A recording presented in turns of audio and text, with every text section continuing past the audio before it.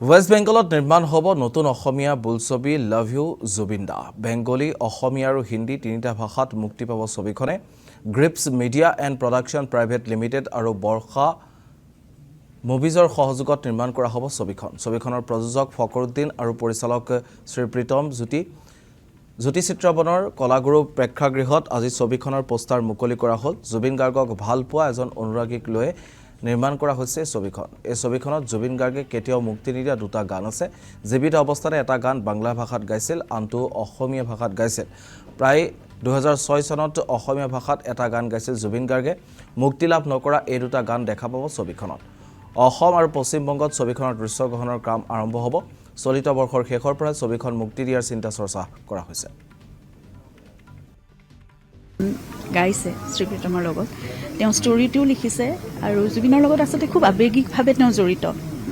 সেইকাৰণে ষ্টৰিটো তেওঁ লিখিছে, মিউজিক ডাইৰেকশ্যনো তেওঁৱেই কৰিব। অসম আৰু ৱেষ্ট বেংগলৰ বিভিন্ন পটভূমিত চিনেমাখন তৈয়াৰ হ'ব, লোকেশ্যনো তেনেদৰে থাকিব।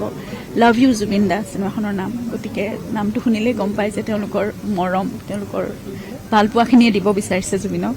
আৰু তেনেদৰে কোনেও সেই শ্ৰদ্ধাঞ্জলি শব্দটো তেওঁলোকে ক'ব বিচৰা নাই, গতিকে সেই মৰমখিনিয়ে দিব বিচাৰিছে। আৰু জুবিনৰ মই কাহিনীটো জানো যদিও এতিয়া কৈ দিবতো নোৱাৰি, কিন্তু খুব ভাল পোৱা এজন নায়কজনে খুব ভাল পায় জুবিনক, সেইটোৱে মানে সেই ভাল পোৱাটোকে তেওঁ খেদি ফুৰে। সেইটোৱে এটা কাহিনীৰ মানে মূল পটভূমিটো সেইটোৱে। আৰু গতিকে জুবিনৰ আনৰিলিজ দুটা গান ইয়াত মুক্তি পাব, গতিকে সেইটো এটা ডাঙৰ কথা। শ্ৰী প্ৰীতমৰ লগত আছিল আৰু আমাৰ পুৰণা বন্ধু নৱ আৰু বাপিদাৰ লগত আছিল সেই গীতটো, গতিকে সেই দুটাও মুক্তি লাভ কৰিব।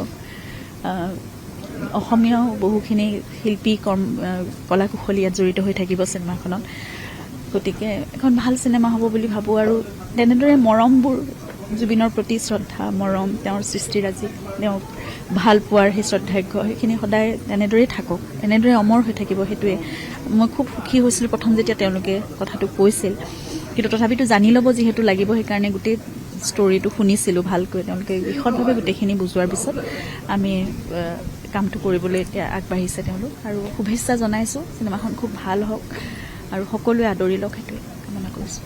प्रीतम ने हमको एक दिन फ़ोन करके बोला जो ये मैटर है, हम लोग एक मूवी बना रहा है वो जुबिंदा के ऊपर, वो आपका प्रोडक्शन हाउस से करना पड़ेगा। मैं बोला प्रीतम एक्चुअली दादा का मैं इतना बड़ा फ़ैन हूँ, दादा के लिए कुछ भी करूँगा, जितना जो हमारा प्रोडक्शन हाउस से जो कुछ लगेगा वही हिसाब से एकदम बेस्ट हम लोग करूँगा और बेस्ट टू बेस्ट हम लोग करूँगा। और उसका जो डायरेक्टर जो है श्री प्रीतम, वो मेरा पुराना फ्रेंड है, वो जुबिंदा का एकदम पूरा फ़ैन है। जुबिंदा का साथ बहुत बार कोलकाता पे मीट किया और मेरा 100% बिलीव है ये श्री प्रीतम बहुत अच्छा करेगा। पूरा जिंदगी भर सब लोगों का दिल का अंदर जुबिंदा रहेगा। এখন রিলিজ এই আমাদের 2026 এর লাস্টের দিকেই, এন্ডের দিকেই, ওই নভেম্বর ডিসেম্বর, ওই সময় নভেম্বরে একটা টার্গেট করে রেখেছি করার জন্য। আর বাদবাকি শুটিং আমাদের জুলাই ফার্স্ট উইক থেকে কলকাতায় শুরু হচ্ছে। প্রথম কলকাতা করব, কলকাতা করার পর আমাদের আসামে গুয়াহাটিতে শুটিং আছে ফ্রম 23rd, 4th, 5th ওই সময়টা। হ্যাঁ আছেন তো।